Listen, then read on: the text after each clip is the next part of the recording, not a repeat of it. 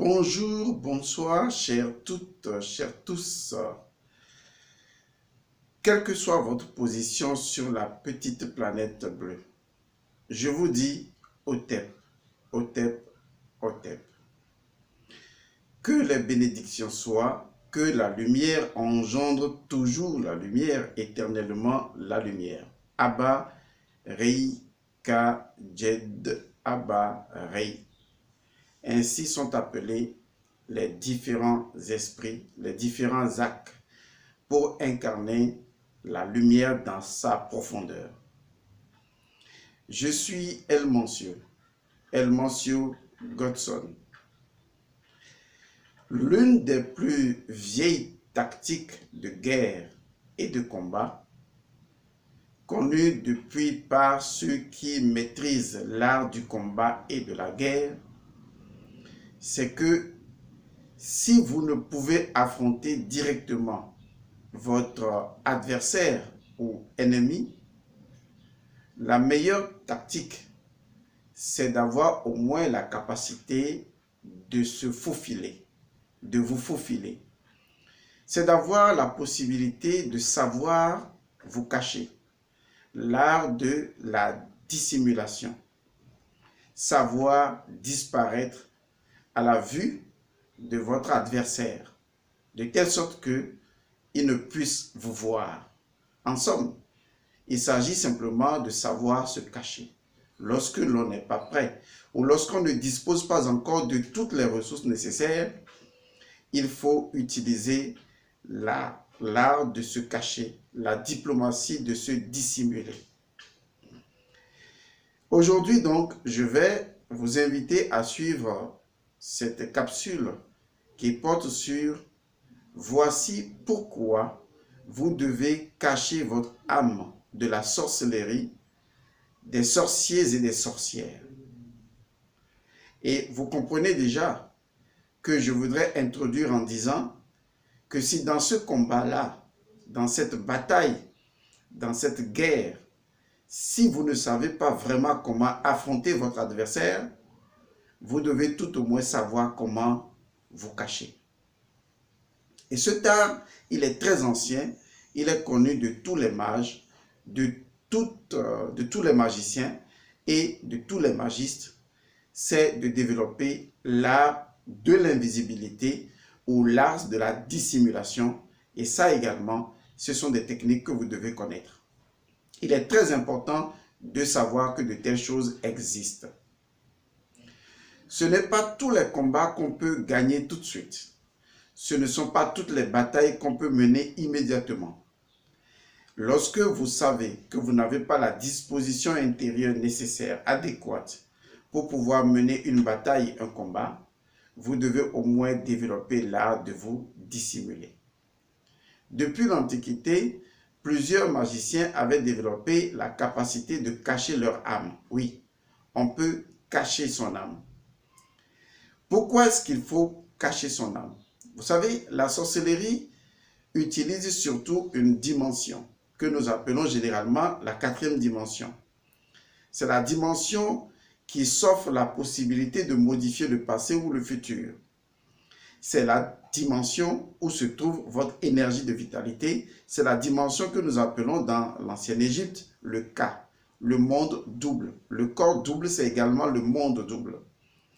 C'est une dimension en prélude au monde astral, pour ne pas dire que c'est conjointement lié donc directement au plan astral. Et donc c'est dans cette dimension que le sorcier va opérer.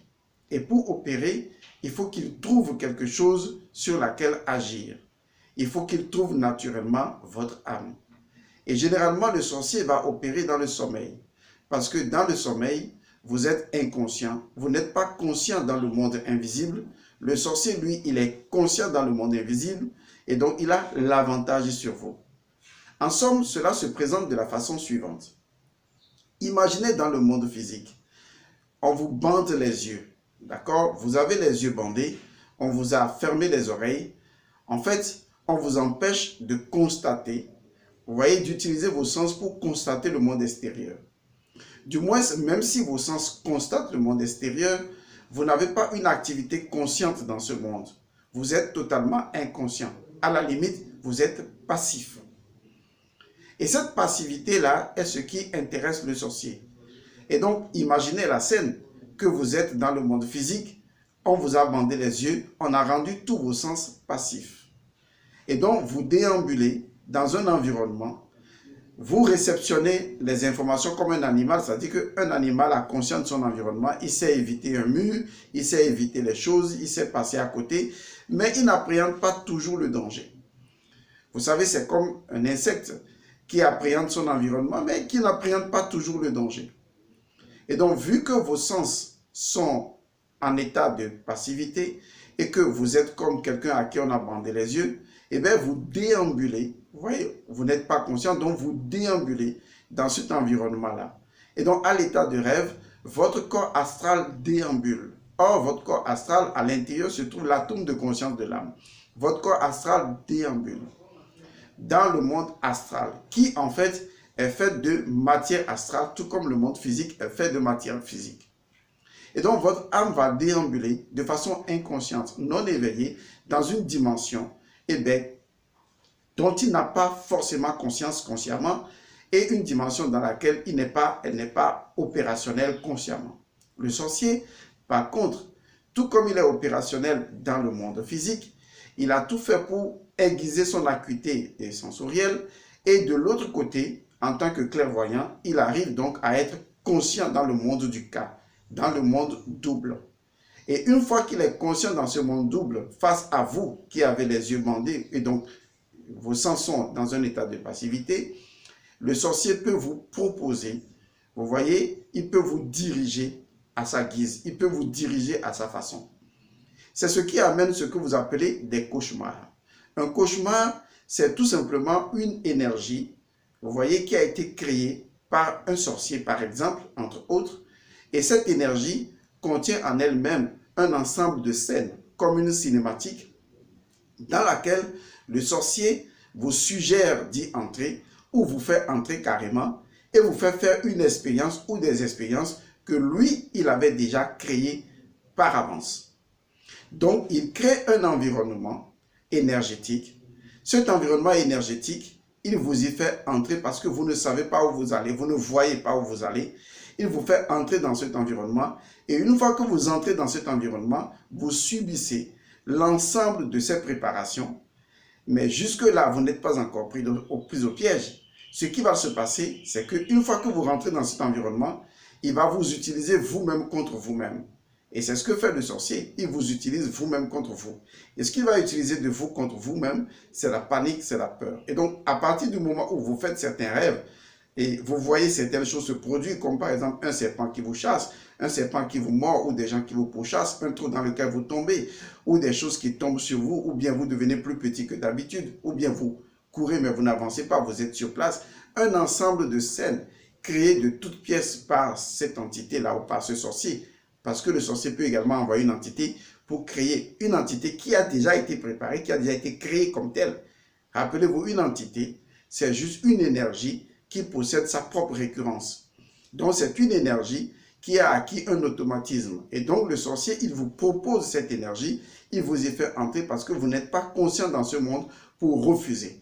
Par exemple, il vous introduit dans une maison, c'est son énergie, dans laquelle il y a une grande fête. Et quand vous êtes un bon mangeur, il vous propose de la viande. Avec une fête, vous ne savez même pas à quelle fête vous êtes assis et vous mangez quand même. Vous voyez, donc, il y a des scènes qui vous sont proposées comme des maisons énergétiques qui sont construites par le sorcier lui-même. Il vous y fait entrer et une fois que vous y entrez, vous vivez votre cauchemar ou vous vivez un monde dans lequel vous êtes obligé d'avoir plusieurs femmes, d'avoir des relations sexuelles ou des hommes qui ont plusieurs relations sexuelles avec vous. En fait, cette maison énergétique ou cette entité qui est créée par les sorciers va permettre aux sorciers, disons, d'acquérir votre accord, votre validation, va simplement affaiblir votre volonté pour que votre volonté soit sous le contrôle de la volonté du sorcier. Et c'est ce qu'on appelle généralement un envoûtement. C'est ce qu'on appelle un enchantement. Donc le sorcier va créer un enchantement dans lequel vous êtes interpellé, un envoûtement dans lequel vous êtes interpellé. Et en entrant dedans, vous recevez un sort et à partir de ce moment, vous êtes son pantin, vous êtes un clampin, vous êtes sous ses contrôles et lui vous manipule comme il le souhaite. Et donc, pour que le sorcier puisse réussir ce qu'il veut faire, il lui est donné la possibilité, selon ses capacités, entre autres sortir de son corps, de vous visiter ou d'envoyer une entité, comme d'habitude, une entité qui a déjà été créée ou pré-créée, voilà. Et cette entité vient faire ce qu'elle savait déjà faire. Et donc le sorcier, lui, il est tranquille chez lui et c'est l'entité qui lui rencontre après avoir fait le travail la nuit, de préférence la nuit, parce que la nuit, quand vous dormez, vous êtes vulnérable. Vous êtes vulnérable parce que l'éducation conventionnelle ne vous a pas formé à vous éveiller très tôt au monde intérieur. Normalement, au moment où l'enfant vient au monde et que sa fontanelle bat, au moment où sa fontanelle physique est en train de se fermer, on doit développer sa fontanelle spirituelle pour que l'enfant, au fur et à mesure qu'il devienne matériel, il acquiert un éveil de conscience. Mais ici, ce qu'il se passe, c'est que l'enfant, au fur et à mesure qu'il grandit, il devient si matériel que le monde spirituel n'existe plus pour lui. Donc, il devient tout simplement habitant d'un monde, alors qu'en réalité, il est habitant de deux mondes, du monde visible et du monde invisible. Et donc, quand vous devenez aléatoirement, par le fait du conditionnement et de la dissonance cognitive, vous devenez un habitant d'un seul monde et que l'autre monde, vous n'en avez absolument pas conscience, monde dans lequel le sorcier, lui, il a conscience et à partir duquel il est connaisseur et il connaît ce monde. Donc, celui qui connaît, il devient spontanément votre maître, il devient spontanément votre autorité. Et donc, le sorcier, lui, par le fait de cette connaissance-là, il acquiert un pouvoir sur vous. C'est comme l'exemple que je donnais, un aveugle a besoin d'un chien pour le conduire ou a besoin d'un homme pour l'aider à traverser la voie. Mais celui qui veut l'aider à traverser la voie peut également mal l'orienter et au beau milieu de la voie, le laisser là. Et donc, le monsieur peut rentrer dans un accident. Vous comprenez donc que dans le monde astral, tant que vous êtes aveugle, tant que vous n'êtes pas conscient, tant que vous ne possédez pas vos facultés consciemment pour pouvoir vous diriger vous-même, vous pouvez être attaqué, vous pouvez être sous l'emprise, sous l'enchantement, sous l'envoûtement d'un sorcier qui justement va capturer en griffe votre âme. Ce que le sorcier cherche à faire premièrement, c'est de récupérer votre âme. C'est d'identifier votre âme et de capturer l'âme. Bien, faisons une pause. J'allume la clim pour me retrouver un peu. Bien, ok. Il y a ce qu'on appelle généralement le corps astral. Beaucoup de gens confondent le corps astral et l'âme. Le corps astral, c'est comme un corps physique dans le monde astral. C'est un corps, au lieu d'être fait avec le matériau physique, est fait avec le matériau astral. Donc on l'appelle corps astral. C'est à l'intérieur du corps astral que se trouve l'atome de conscience de l'âme. Or, l'âme est directement l'esprit qui s'est incarné dans le monde astral. C'est tout simplement une réalité transcendante. Donc, l'âme est transcendante. Quand on dit que l'âme doit se spiritualiser, c'est que l'âme doit se retrouver en tant qu'esprit dans le monde de l'esprit, donc dans le monde au-delà du mental. Ce qui veut dire en clair que l'atome de l'âme ne peut pas être capturé. L'atome de l'âme ne peut pas être fait prisonnière. Mais il y a une réalité dans le monde astral que vous devez connaître. La réalité dans le monde astral, c'est que le monde astral en lui-même est un monde purement imaginaire, fondamentalement un monde d'illusion. Et donc, une âme, pas le corps astral, lui, comme le corps physique, peut être prisonnier. Tout comme votre corps physique, quelqu'un peut le mettre en prison. Donc, retenez que dans le monde astral, quelqu'un peut mettre également en prison votre corps astral en utilisant les barreaux, les barrières, les prisons astrales. Vous comprenez? Dans une maison astrale, on peut emprisonner un corps astral. Tout comme dans une maison physique, on peut emprisonner un corps physique. Toujours est-il qu'il y a néanmoins dans le monde astral une subtilité qu'il faut prendre en compte.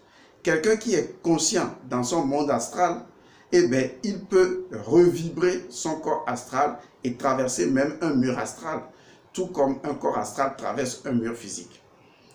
Mais l'illusion étant le principe fonctionnel même du monde astral, eh bien, une âme peut vivre l'illusion d'être en prison. Voilà ce que fait le sorcier. Et donc, en envoyant son entité, c'est-à-dire sa maison, en créant sa cinématique pour l'imposer à votre corps astral, je dis corps astral, pas l'âme, à votre corps astral, qui ne possède pas l'éveil dans ce monde-là, monde dans lequel le sorcier, lui, il est maître, eh bien, il propose une cinématique à votre corps astral qui rentre dedans et qui valide l'information en croyant que c'est la réalité, en croyant que c'est la vérité au-delà de la réalité. Or, tout ce qui est vérité est validé par votre corps astral selon que votre corps astral dit que c'est vrai. Et à partir de ce moment, c'est vous-même qui êtes utilisé contre vous-même pour pouvoir vous prendre au piège. Et donc, le sorcier ne fait rien. Il fait une proposition, il fait une suggestion et vous-même, vous vous prenez tout seul au piège. Et donc, pour pallier à cette situation, les mages, les magiciens et les magistes savaient qu'il faut empêcher le sorcier de trouver votre âme. Du moins, pour le dire autrement, le sorcier ne doit pas trouver votre corps astral. Vous allez me dire, mais comment peut-il ne pas trouver mon corps astral? Rappelez-vous, dans le monde astral, la loi repose essentiellement sur ce que j'appelle l'illusion. Donc, on peut créer une illusion. Ce qui veut dire qu'on peut s'auto-envoûter soi-même, on peut s'auto-enchanter. Du moins, on peut créer un environnement dans lequel personne ne sait réellement ce qu'il se passe dans cet environnement. C'est exactement ça le pouvoir même de la magie, puisque la magie vous permet d'utiliser un peu un monde d'illusions, de manipuler l'illusion, de créer des choses. On peut créer des chimères, on peut créer ce qu'on veut, tant qu'on utilise cette dimension-là. On peut faire apparaître une chose et la faire disparaître, parce qu'en réalité, les choses ne sont véritablement pas réelles. Elles ne sont réelles que quand nous le décidons. Or, le monde de l'imagination et de l'imaginaire qui est dans le monde astral n'est pas réel. Il n'est réel que selon le pouvoir de l'imagination dont nous faisons preuve. Oui, l'imagination. Il est très important de comprendre que l'imagination et l'imaginaire sont associés au monde astral. C'est pour cette raison que les initiés ont trouvé une autre façon de communiquer avec les enfants. Vu qu'il n'y a plus de véritable éducation spirituelle, les initiés ont trouvé une autre façon de renforcer le monde imaginaire des enfants. Ce sont les bandes dessinées. Quand vous voyez par exemple une bande dessinée qui a trait à la période Sengoku et qui est liée à Sangoku dans la bande dessinée japonaise, vous vous rendez compte que c'est une façon d'habituer le corps astral des enfants à créer déjà dans leur univers la possibilité de l'énergie. Et donc, savoir agir de l'autre côté. Vous voyez? Parce que si vous voulez atteindre quelqu'un, il faut atteindre son imagination. Parce que sans son imagination, il ne peut rien projeter. Sans son imagination, il ne peut rien présager, rien voir à l'avance. Parce que dès que son imagination est atteinte, l'individu, il meurt tout de suite. De la même façon, on peut utiliser son imagination contre lui-même. Et je vous en ai parlé déjà sur une des vidéos, sur une des capsules ici. J'ai dit, si quelqu'un vient vous susurrer à l'oreille, j'ai vu votre femme au marché et après elle est allée quelque part ailleurs dans un quartier et je l'ai vue entrer dans une maison, etc. Supposons que même la scène n'est pas vraie et que la personne vous suggère cela ou vous parle ainsi de votre mari. Qui que vous soyez, automatiquement vous vous faites des idées. Vous voyez, vous vous faites des idées. Oui, c'est de ça qu'il s'agit. À partir du moment où le sorcier, il vous propose une entité, c'est-à-dire une maison énergétique, son cauchemar, il vous laisse vous-même vous faire des idées sur la suite de ce qui va se dérouler. Et c'est vous-même qui créez la suite. Parce que le monde astral, qui est associé au monde de l'imagination et de l'imaginaire, étant chez vous un monde inconscient, vous n'arrivez pas à avoir le contrôle de votre imagination. Regardez dans votre vie quotidienne, des fois, lorsqu'on vous annonce au bureau que le patron veut vous voir, tout de suite, votre imagination part en vrille. On imagine des scènes, des choses, etc. Ou bien quand on vous donne une petite information, vous imaginez le reste. Imaginez tout de suite qu'on vous dit qu'il y a quelqu'un qui a fait un accident à tel endroit. Votre imagination imagine des choses extraordinaires. Parce que votre imagination du monde astral a le pouvoir d'amplification. C'est d'ailleurs parce que l'énergie astrale imprègne le monde physique que quand vous semez une graine, eh bien ça donne un épi. Ça ne vous étonne pas que vous semez le noyau de quelque chose et ça donne un arbre qui donne plusieurs fois la chose. C'est parce que le corps physique, le monde physique possède l'énergie astrale. Or, l'énergie astrale est une énergie amplificatrice. Elle multiplie les choses par 1000. Vous voyez, c'est ce qu'on appelle la multitude. Donc, vous semez une graine, ça donne un épi sous l'action, vous voyez, de l'énergie astrale qui nourrit l'énergie éthérique de notre terre physique. On ne va pas entrer dans ces détails-là pour le moment.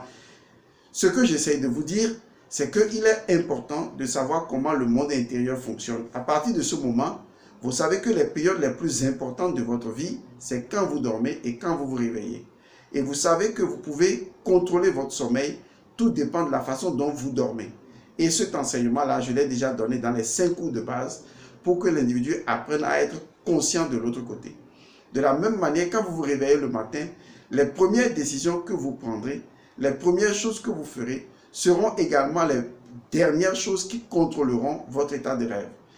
Prenez la loi du commencement et de la fin qui sont exactement les mêmes choses. Donc, ce que vous devez savoir faire, c'est que ce que vous faites la nuit avant de dormir doit être exactement ce que vous faites le matin. Ça veut dire que vous faites une prière pour dormir, vous faites la même prière le matin, même si elle est modifiée légèrement, vous devez créer ce cycle-là pour que l'intervalle entre le sommeil, quand vous dormez, et le réveil, cet intervalle-là soit protégé par le commencement et la fin.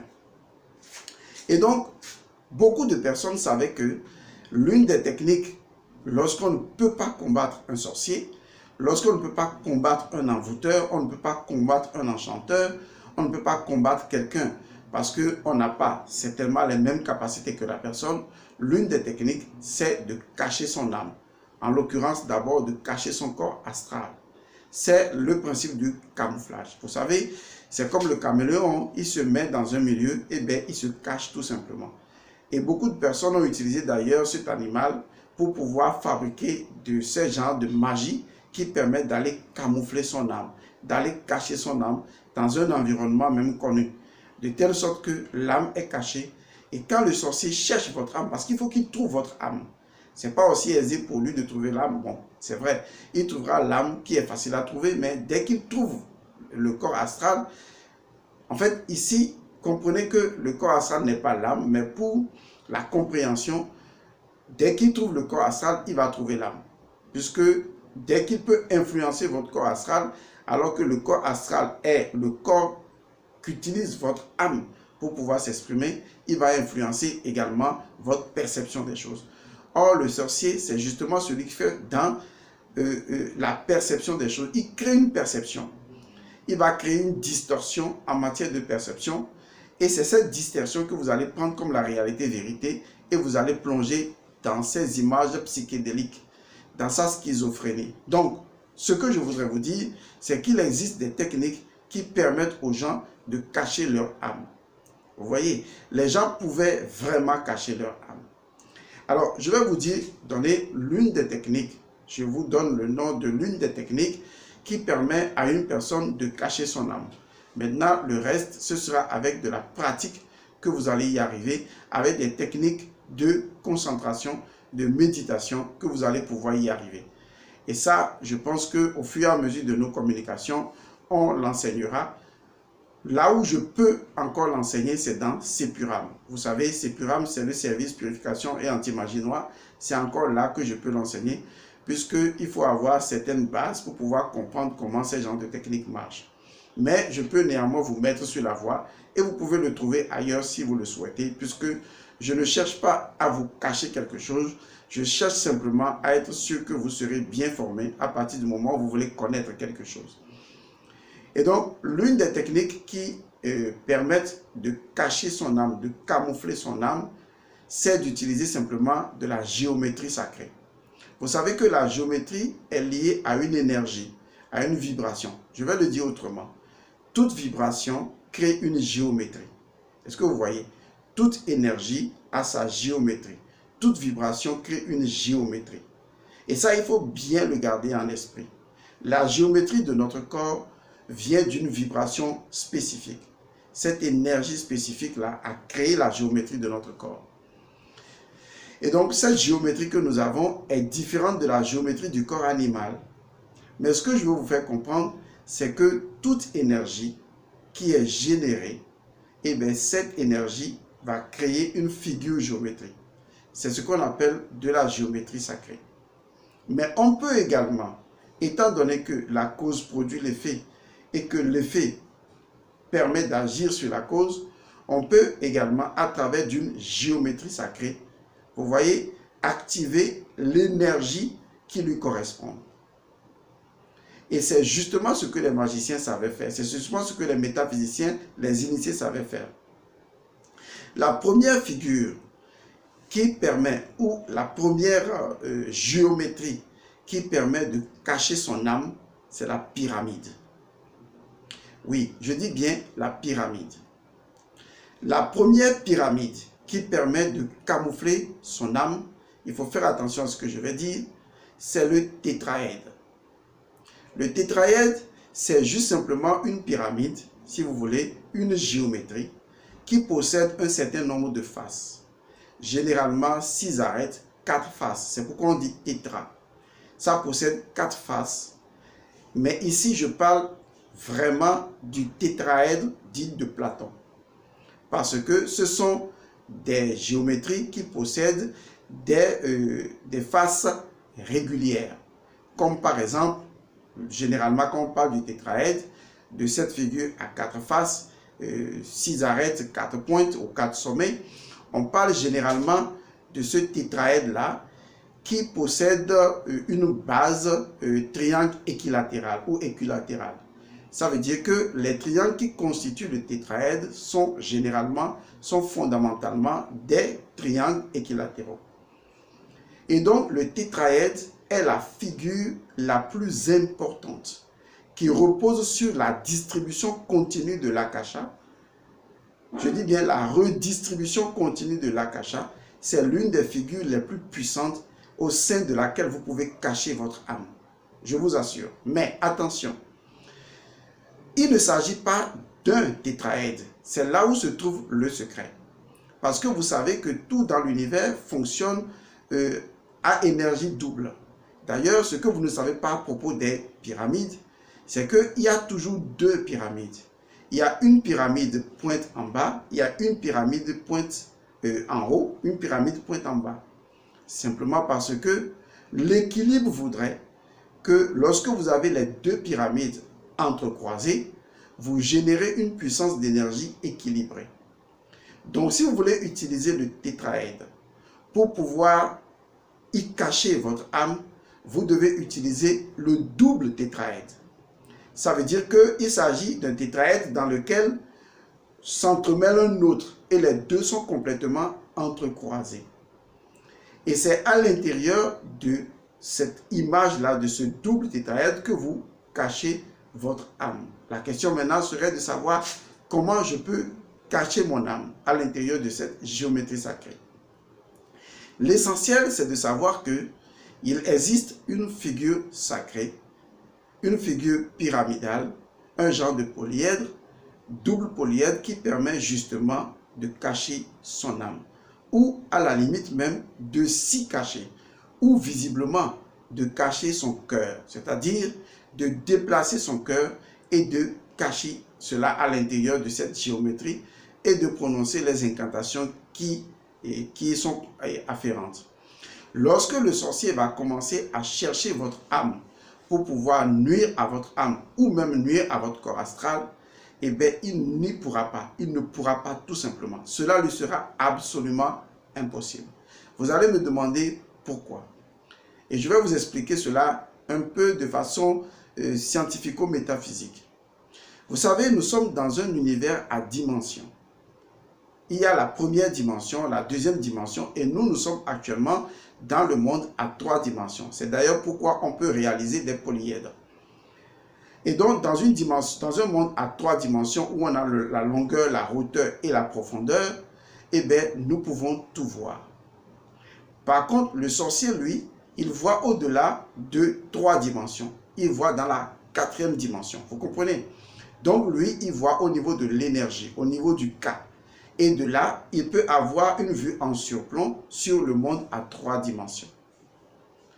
Or, lorsque vous prenez par exemple le solide de Platon, le tétraèdre, et que vous voulez justement construire cela, cette géométrie-là, vous vous rendez compte que vous construisez cela tout simplement dans un monde à 3 dimensions. Et donc cela ne suffit pas. C'est vrai que généralement une figure construite dans un monde à 3 dimensions, lorsqu'elle est transposée dans le monde à 4 dimensions, ce n'est plus la même figure, je vous le concède.